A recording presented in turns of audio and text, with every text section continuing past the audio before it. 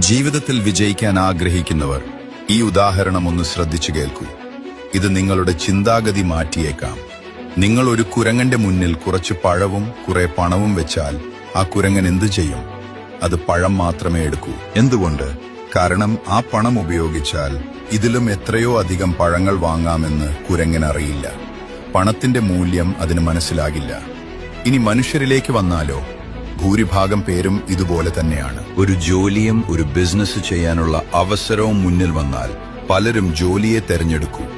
മാസം കിട്ടുന്ന ഒരു നിശ്ചിത ശമ്പളത്തിലാണ് അവരുടെ കണ്ണ്. സ്വന്തമായി ഒരു ബിസിനസ് ചെയ്താൽ ആ ശമ്പളത്തേക്കാൾ എത്രയോ ഇരട്ടി പണമുണ്ടാക്കാമെന്ന് അവർ തിരിച്ചറിയുന്നില്ല. അല്ലെങ്കിൽ അതിനുള്ള റിസ്ക് എടുക്കാൻ അവർ മടിക്കുന്നു.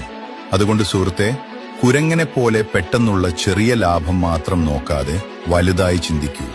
ശമ്പളത്തിനപ്പുറം വളരാൻ ശ്രമിക്കൂ. സ്വന്തം കഴിവ് തിരിച്ചറിയൂ. വിജയം നിങ്ങളെ തേടിയെത്തും.